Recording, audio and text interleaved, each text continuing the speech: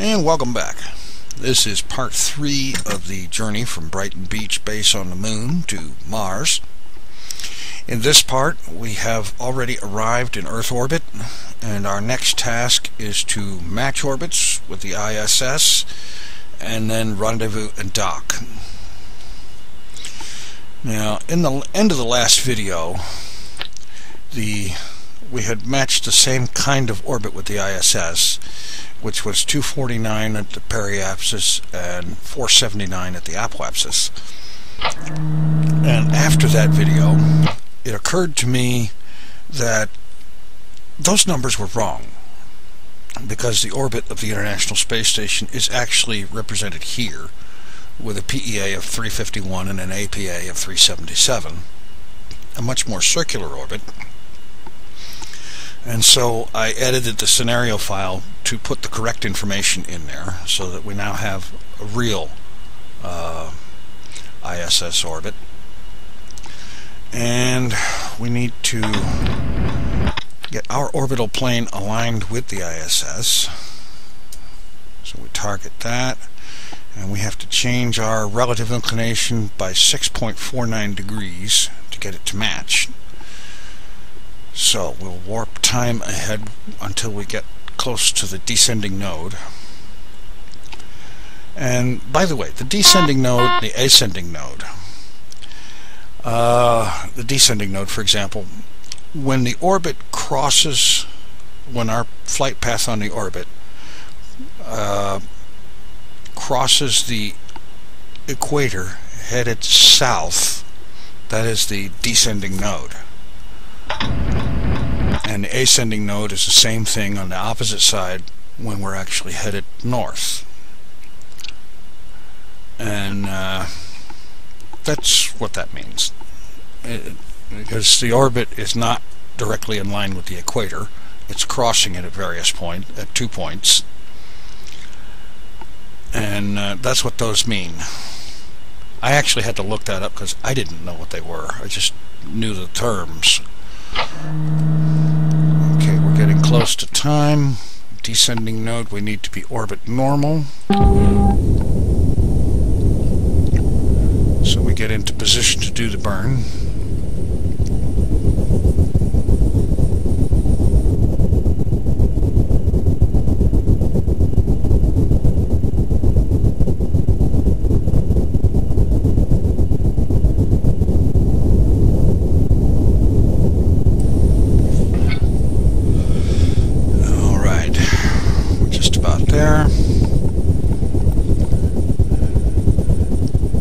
This number is half of this number. We'll apply a little bit of thrust and bring that relative inclination down to 0 or as close to it as we can. Warp time ahead carefully. Try not to overshoot, because that means having to do it again on the next node.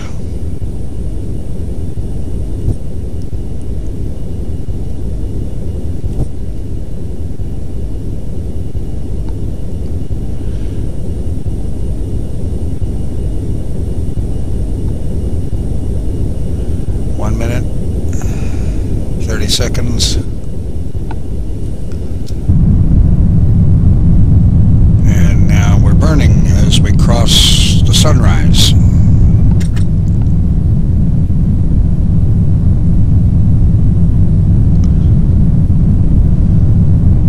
Relative inclination coming down.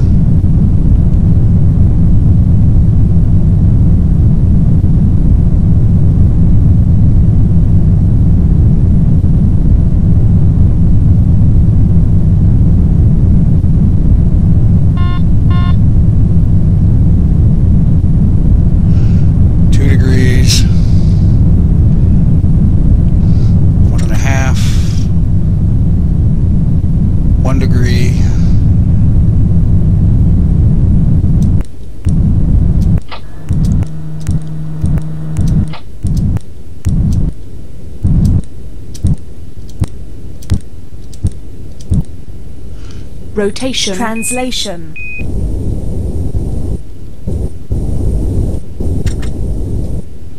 Looks like that's the best we're going to get this time around. So we'll warp ahead to the next node and catch that last 0.02 degrees.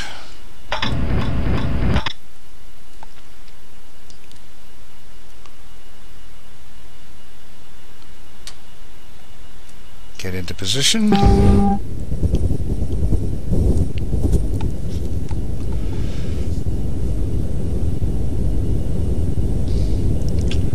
Get close to time. And this should just take a quick tap on the thrusters.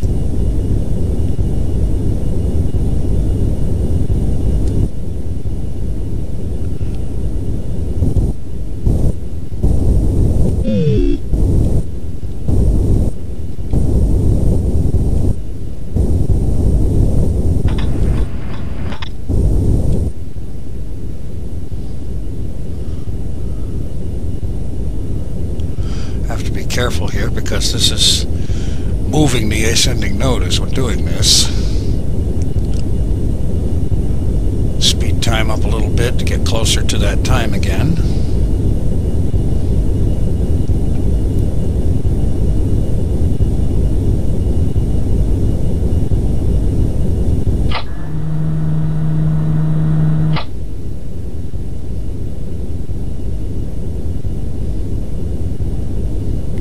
I want to get really close to it this time to get that last 0.01 degrees.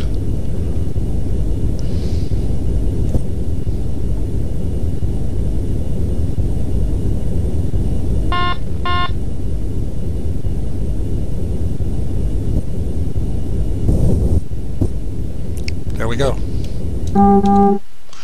Okay, our orbital plane is now absolutely in line with the ISS, as close as we're able to manage. 0.00 relative inclination. You can't really ask for much better than that. Now we need to bring our apoapsis down to in the neighborhood of 350, 360, somewhere around there. Let's see. 1900 seconds away from periapsis, so that's where we'll be doing that. Warp time ahead. Again, being careful not to overshoot. I have overshot several times in practice runs. It's not fun. 1000 seconds. 600, 500, 400. Okay. Assume the correct position, which is retrograde for this maneuver.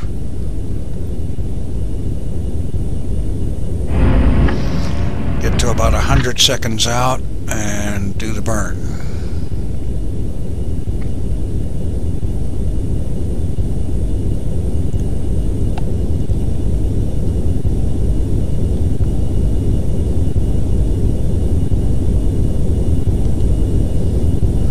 Coming up. Okay, back to normal time. And let's do this. Bring the PEA up to about, or actually the APA down to about 360 or so.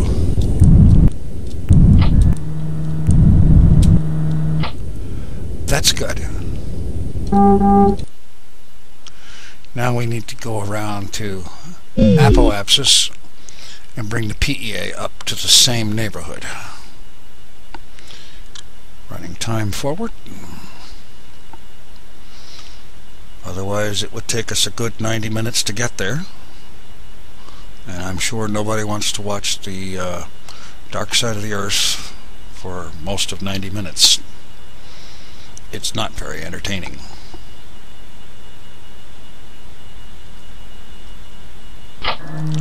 Coming up.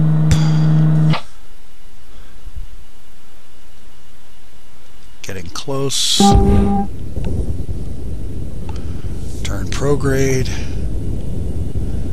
And again, about 100 seconds out, do a quick burn to bring the periapsis up.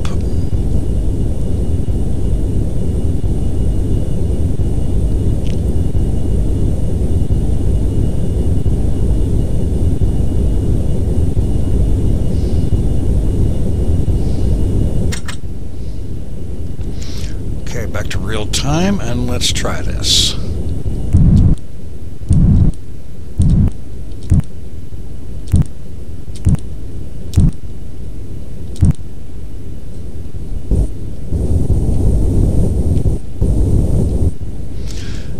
Okay, that's not bad.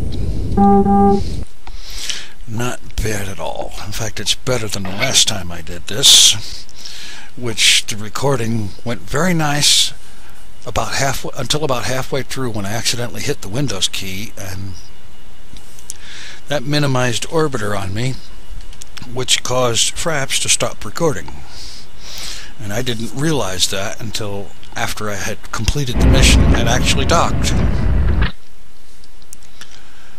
Okay, I'm going to try doing this with TransX. I have had mixed results with TransX.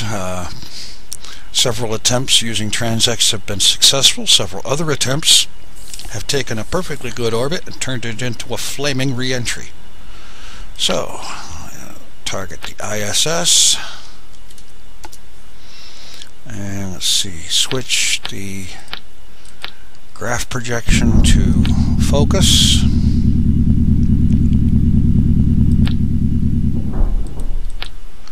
Turn on maneuver mode. And let's see.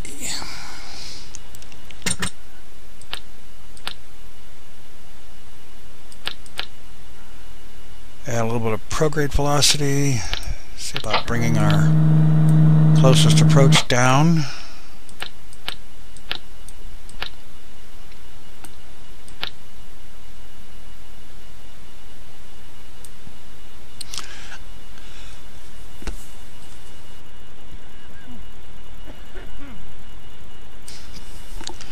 And let's see. Let's adjust our maneuver date, because it sets that at the time when you actually turn maneuver mode on. So we'll go to a fine or less sensitive setting and run that time forward so that we actually have time to set maneuver up.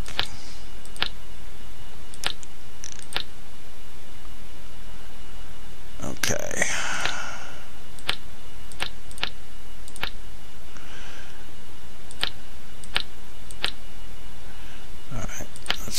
Let's go ahead and apply a little bit of outward.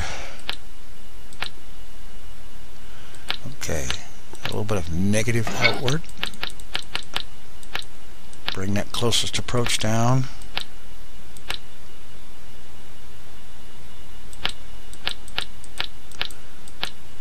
$100 kilometers, 47 kilometers. Go to a finer setting.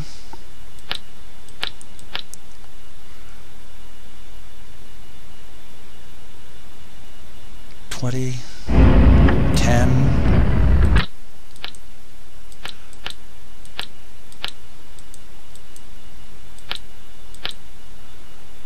230 meters. Go to a finer setting yet. Whoops. It started going up.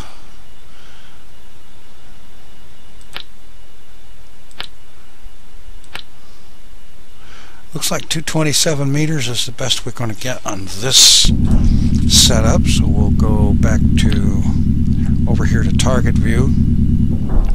We have 1,468 seconds to the burn, so we'll go ahead and advance time to get close to that.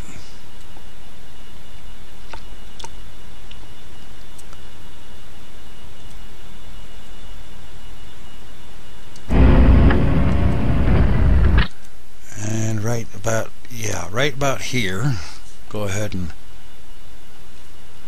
switch to rotation mode and rotate to get lined up for the burn.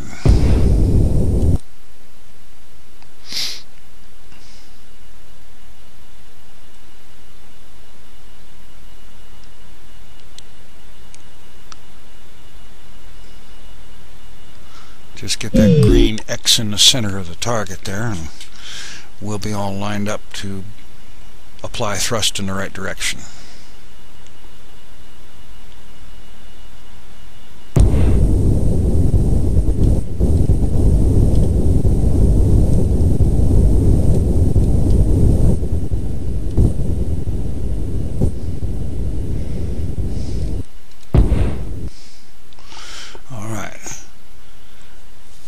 time ahead a little bit now. Not very fast.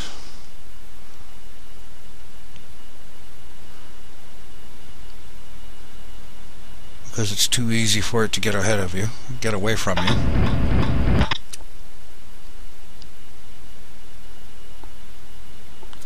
And this burn will change our orbit so that we will actually intercept the ISS.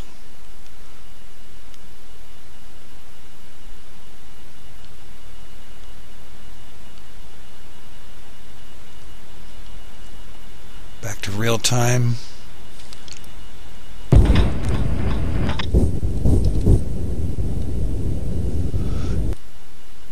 Make sure that we're lined up.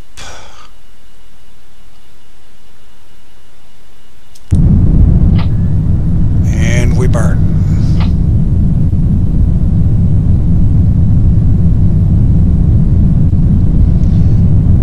And I don't like what this is doing to our periapsis. It's driving it down very quickly.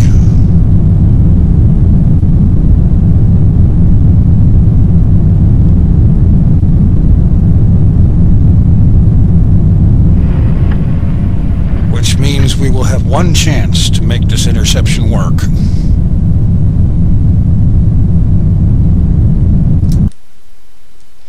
Translation.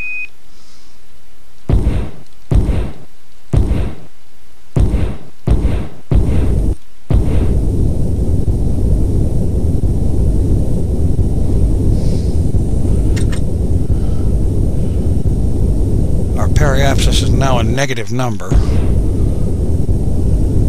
which means it is below the surface of the Earth. And that means that we must successfully intercept the ISS or we are going to crash.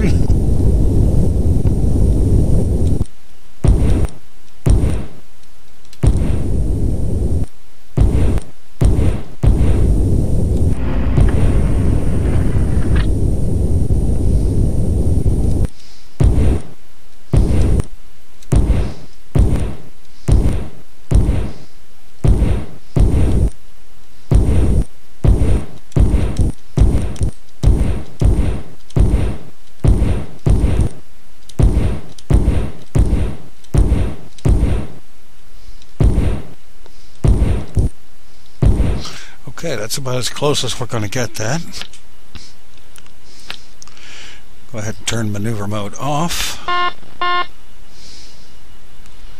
And I see a problem. This is our position. The blue line is the ISS position. The dashed line is where we will intercept the ISS. The problem is that the green circle representing our orbit goes below the surface of the Earth, right about here, long before intercept. So, I'm going to turn prograde, see if I can do something about that periapsis, which is way too low, and only 800 seconds away, I might add.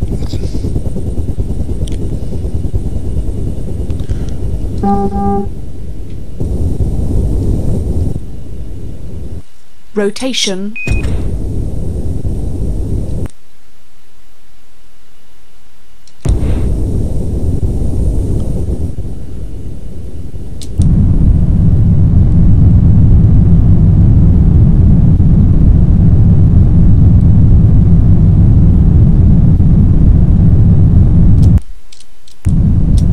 Okay, we now have a periapsis that won't result in a crash. Of course, this has changed the result of our transx burn, so we need to fix our closest approach. See how much I can get out of this with prograde velocity.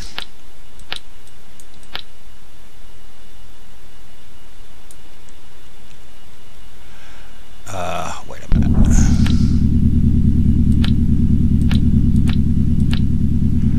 The date It is 163.0220 right now, and this date is in the past.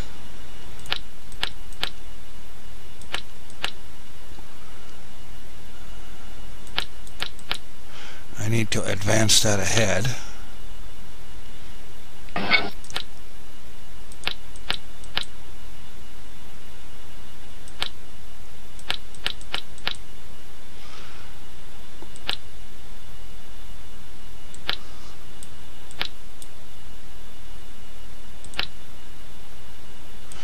Maybe a finer setting.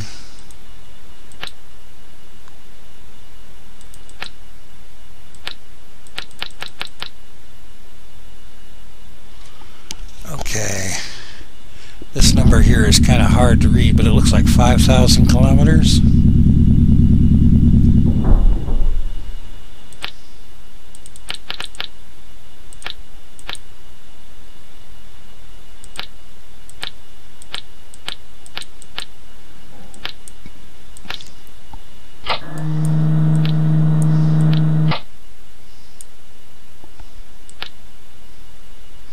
That's too far.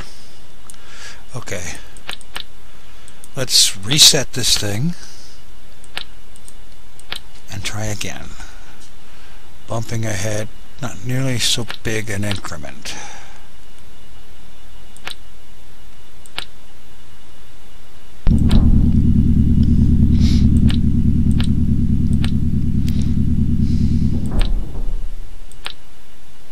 Okay, 560 kilometers.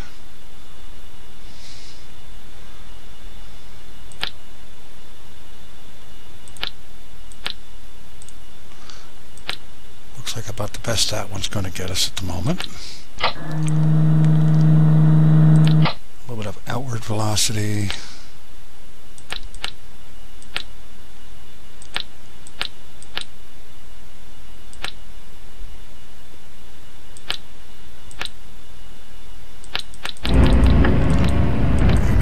Apply it in the other direction.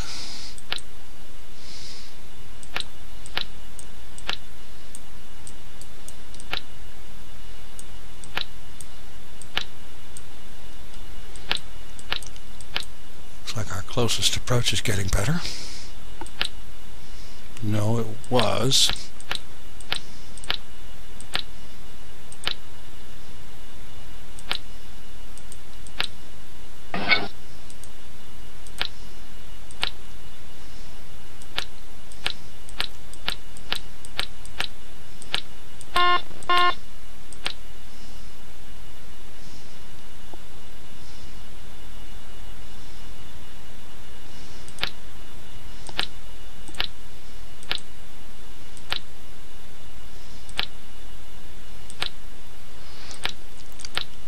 Okay,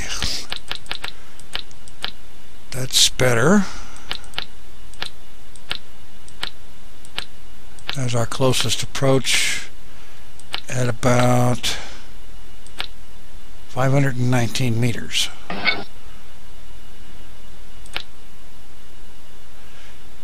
$872 seconds away from the burn, and it's a big one. Much bigger than it should be. I hope we have enough fuel to do it. Warping time ahead.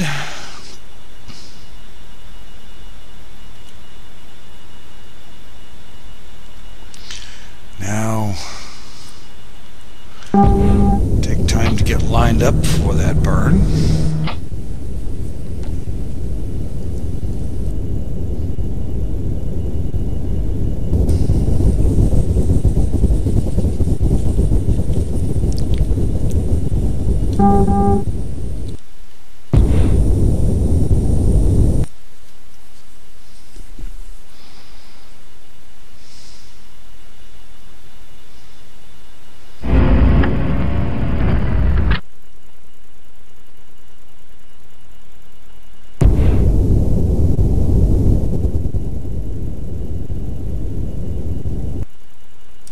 Okay, fine-tune that.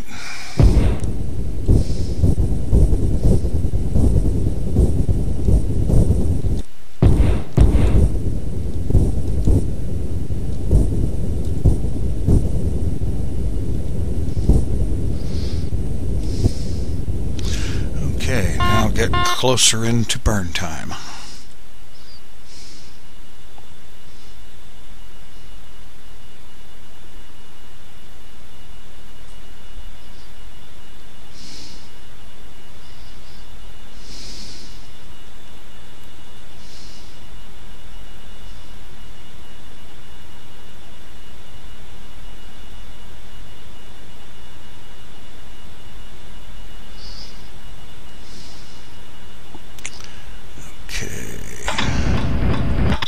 Back to real time.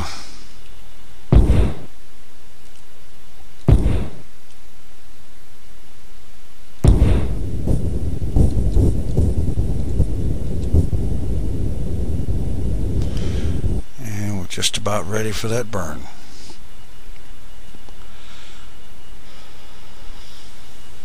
Obviously, in setting up the first burn, I had to have done something wrong, or we wouldn't be needing the second one. But what can I say? Transx is a very powerful, very useful tool, but it sometimes confuses the snot out of me.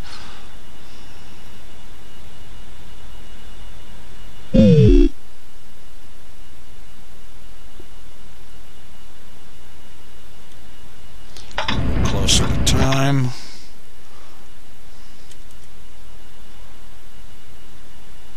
Seconds.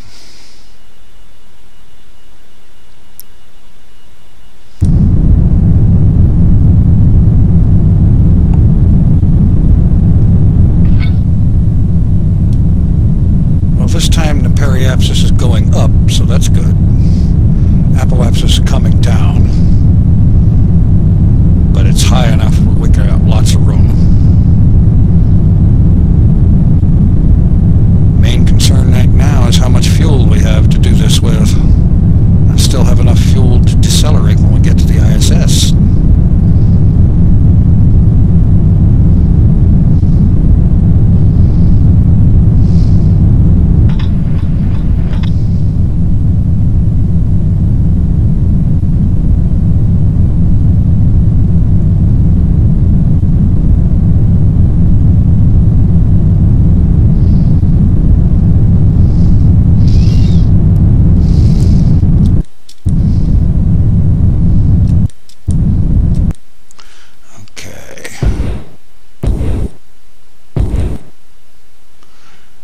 Back up and finish the last of this off.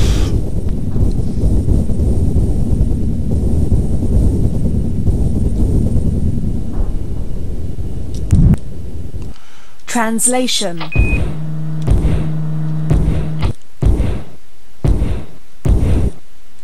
There we go. Turn maneuver mode off.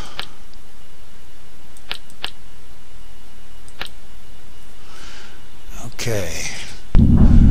We do not have a crashing orbit this time.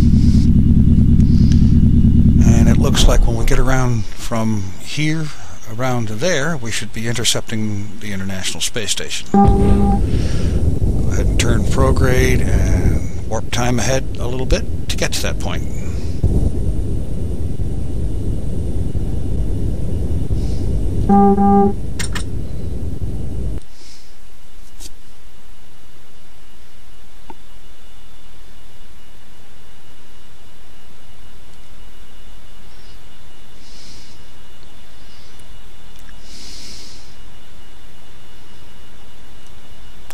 Okay, let's set up nav radio. Let's see.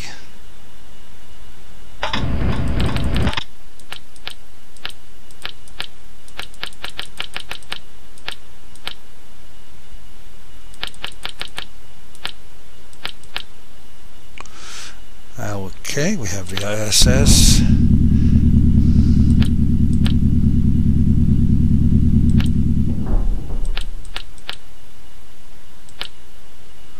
And we have the dock.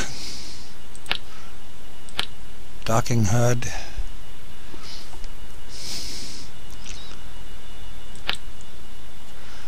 Okay, let's get rotated. Rotation. To decelerate because we are closing very quickly.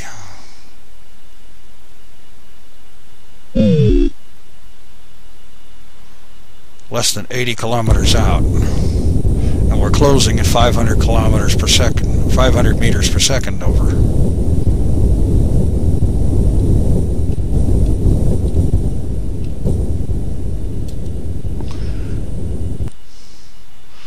I'm going to kill some of that velocity now.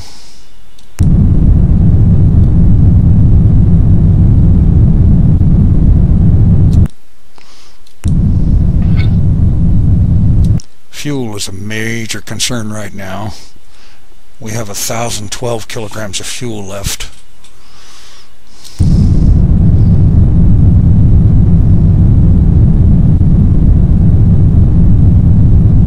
Warning, main fuel low. System reset. Thank you very much. 825 kilograms of fuel remaining, and we still have 264.4 meters per second of velocity to kill. Plus a little bit of maneuvering to do when we get there.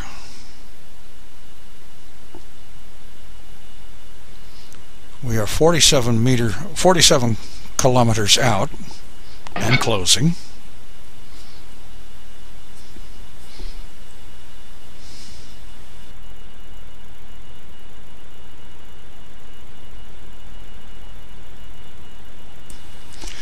Well, let's hope that our meager fuel reserves will be enough.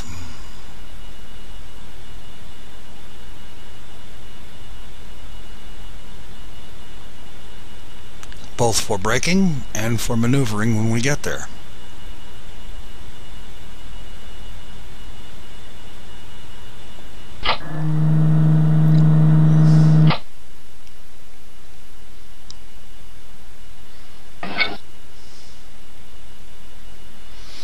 Four kilometers.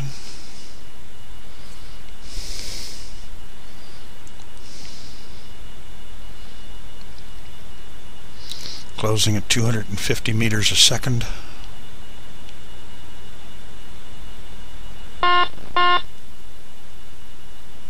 We'll have to get our relative velocity down to, well, at the point where we actually dock, we'll have to be going at less than 0.1 meters per second.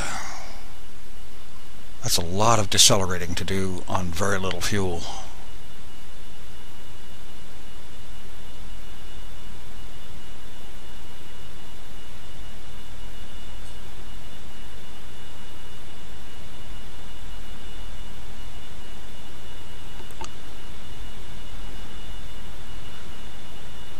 Kilometers. Kill some more velocity.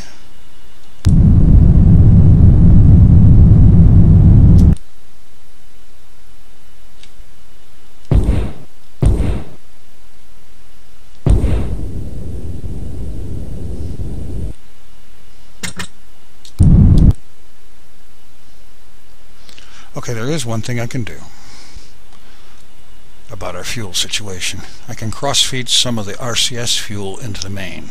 Cross-feed main.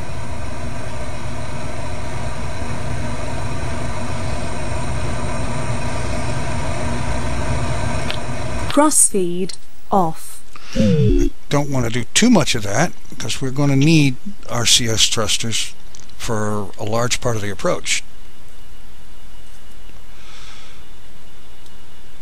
Distance 10 kilometers.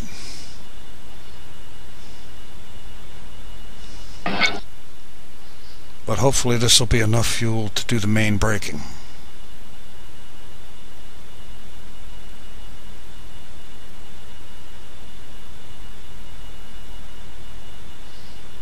Coming up on 6 kilometers.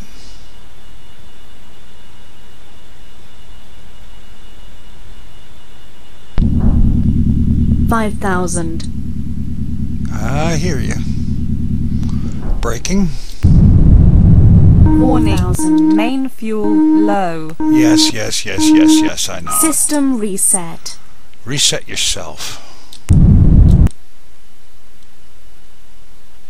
3,000.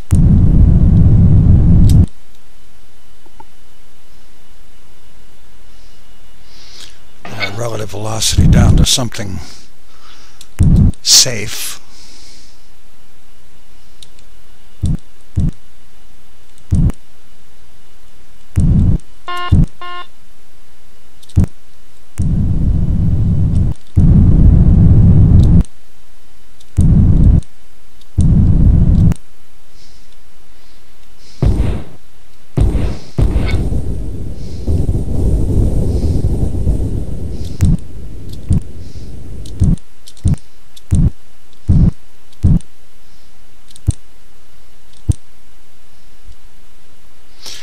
Okay, we have canceled most of that velocity, so let's rotate around and actually have a look at the ISS.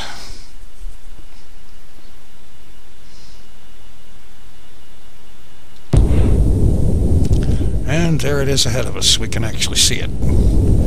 In my last practice run, for some reason, the ISS was not being rendered, and it was, for all intents and purposes, invisible. In fact, it was in fact invisible. I couldn't see the thing. I had to approach and dock on instruments, which is why I really wish that that run had successfully recorded, because that would have been a very interesting video, I think. Okay, switch to nav 2 and click the HUD, and this line of markers right there is something that the nav computer paints on the HUD. It kind of paints a corridor that helps you line up with the docking port. So I'm going to rotate the ship a little bit,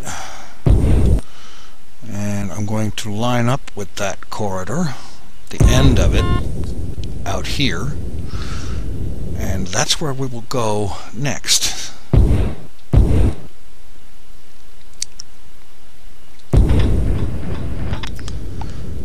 And translation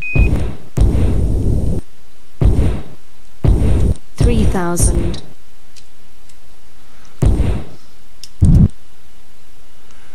A little burst of thrust to start moving towards that corridor. Advance time a little bit so it doesn't take 9 years.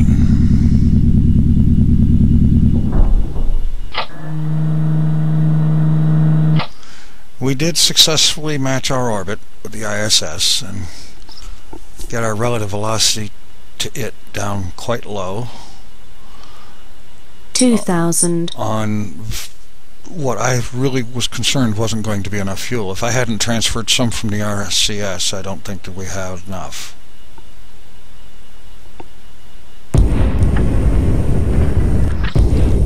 What I'm doing now is placing our velocity vector, which is this indicator right here. It shows the direction that we're actually moving, the direction our velocity is taking us, and placing that right over the end of that docking corridor so that that's where we will be going. Rotation. Now I'm going to rotate the ship so that we're pointed at that as well.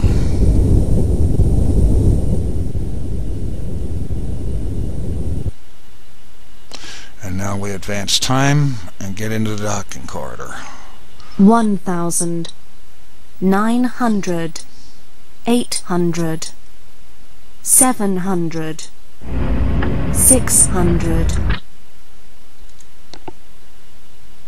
500. Okay, kill some velocity.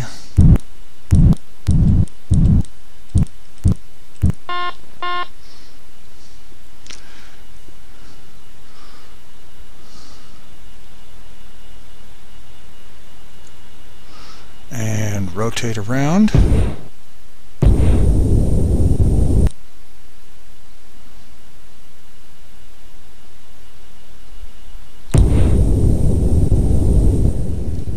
Translation.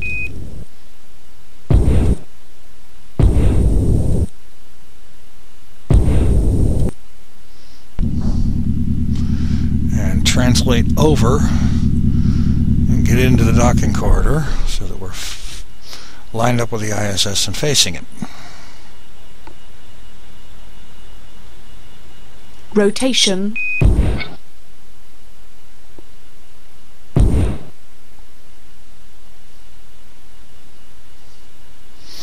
And there's our target.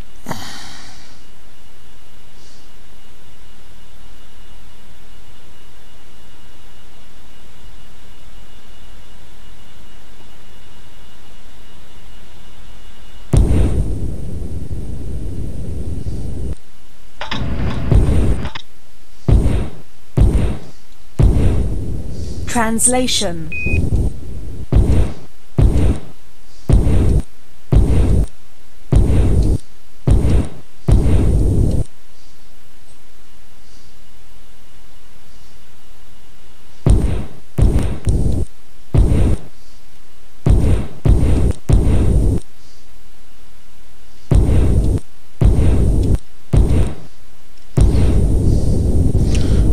again, putting the velocity vector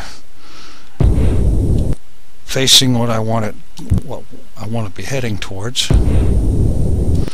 but I'm also killing some of that forward velocity.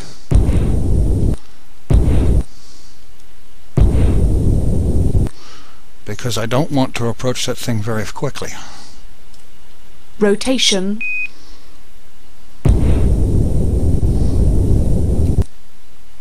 And then there's a matter of getting upright.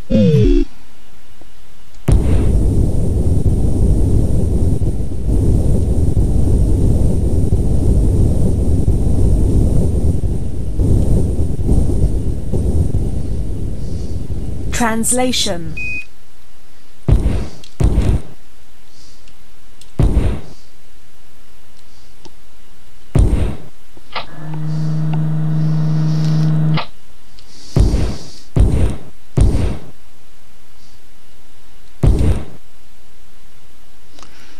The whole idea here is to get lined up with this corridor in front of us and fly through these boxes,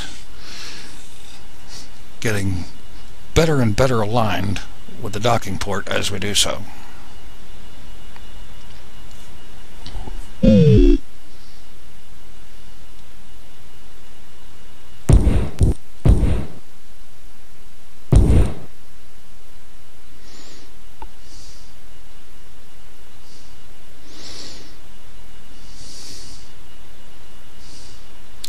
Looks like I'm definitely going to be bringing her in on fumes.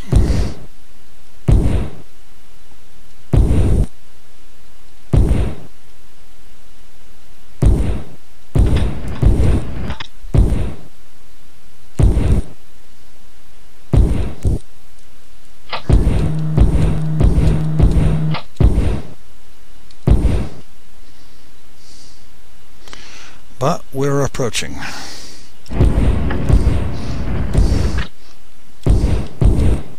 Doing so at a nice, safe 400. 0.4 meters per second. Rotation.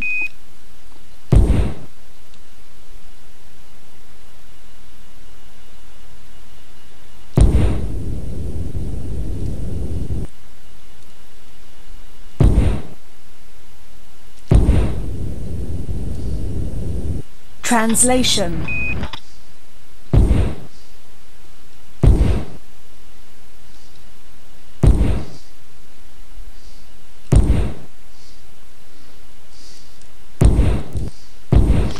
And right now, a lot of microbursts of the thrusters to get us lined up and then stay that way. At this point, we shouldn't need the main engines again.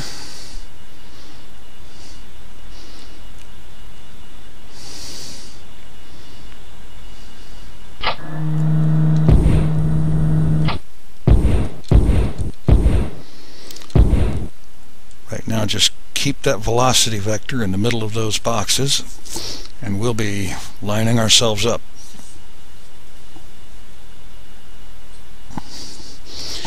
We have 603 kilograms of main fuel remaining, 370 kilograms of RCS fuel.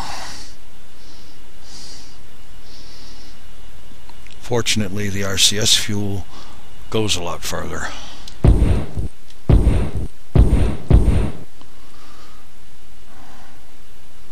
Because at this point I'm using microbursts of thrust.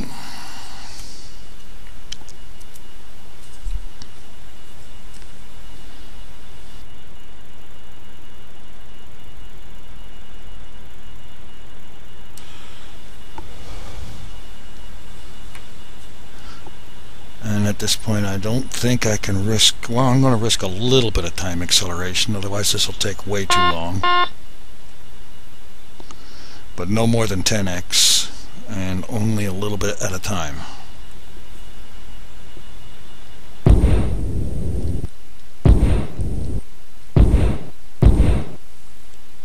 $300.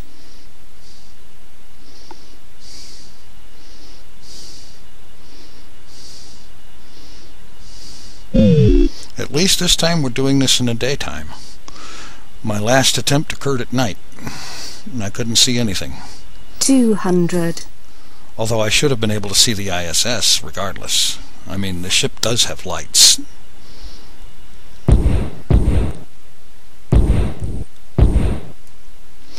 And speaking of which, it would be a good idea APU offline. to start the APU so that I have hydraulic power, and then open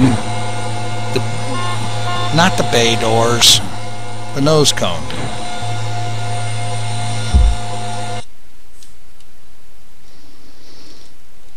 On the front of the ship, because that's where the docking port is.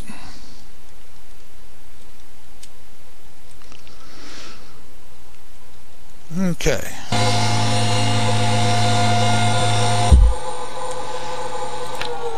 Turn the APU off, get a little bit of quiet because we don't need hydraulic power anymore.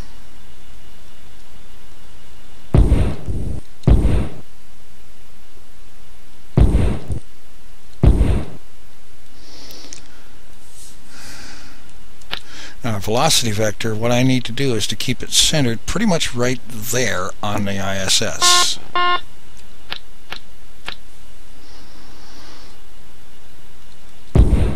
And that right there by itself should do a considerable job of keeping us lined up. A little bit more time acceleration.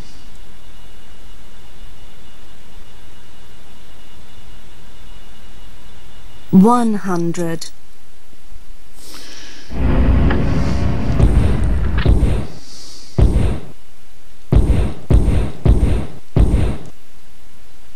Kill some forward velocity.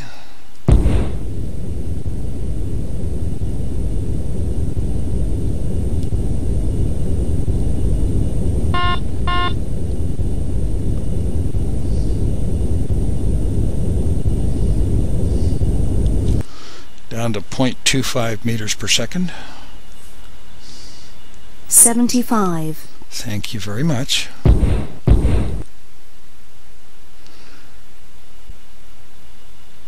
I have to correct this here. This yellow X needs to be, yellow plus or whatever you call it, needs to be in the center of that display. And I adjust that by moving the velocity vector in the direction of that X so that it comes back down close to the center.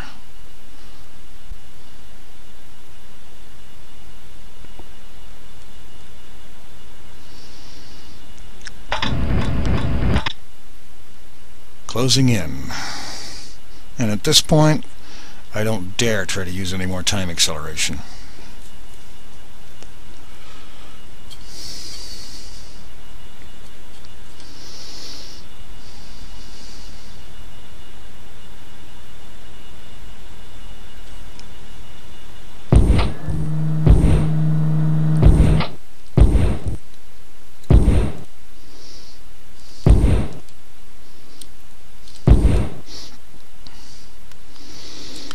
Okay, coming up on 50 meters. I like that we're getting to do this in the daylight. Usually when I try a maneuver like this, for some reason I'm on the night side of the planet. And I'm having to do this completely in the dark, flying the instruments 50. Flying the instruments only. Thank you for interrupting me. Don't you just love it? Even robots, autopilot robots and so on are being rude.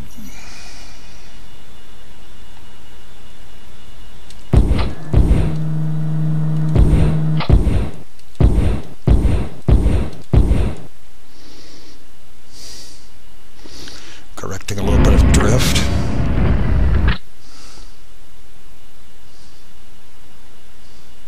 $40. Get down to 20 meters. I need to decelerate some more. Our closing velocity here needs to be less than 0.1. Otherwise, that qualifies as a crash.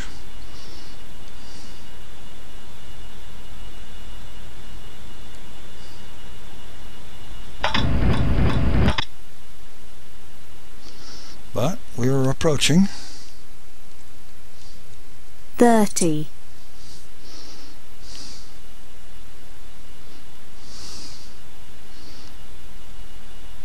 And we're going about as fast as we dare move right now.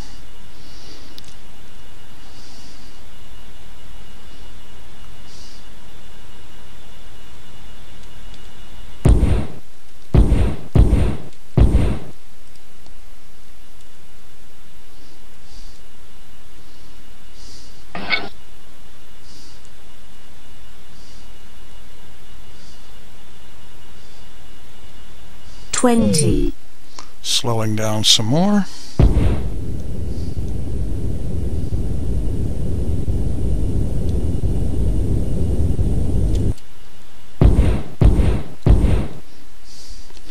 We're now going slow enough to successfully dock.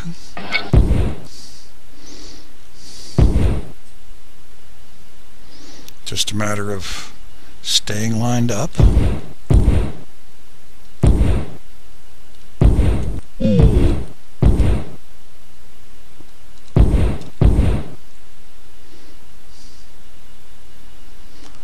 Well, we're getting there. We're actually going to be able to do this, and 15. We can actually see it happen.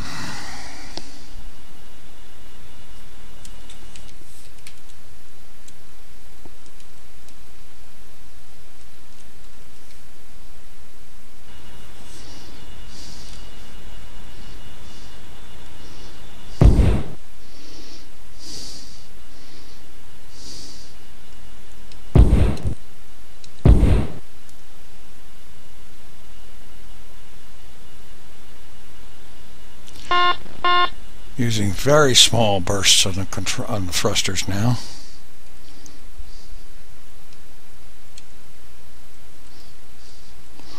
Yeah, that gives us a good contrast. We've got the Earth in the background lighting things up. And we can see the distance closing. 9, 7, 1, 1. 5, 4, 3, 2. Contact. That was a real mess. Somehow I had... Capture, and we'll let you know what the loading lights do. They're still on steady. Roger. Oh boy, that was not good. I had managed to accidentally hit the main engines, and then had a heck of a time correcting that to get our velocity down to 0 again. But regardless of all that, we have successfully docked. I get a sneaking suspicion that we perhaps should not have been successful, but regardless of all that, we have succeeded. And so now I will save the simulation in this state, and in the next video we will pick up from here, refuel, undock from this monster, and plot our course for Mars. Thanks for watching. Take it easy.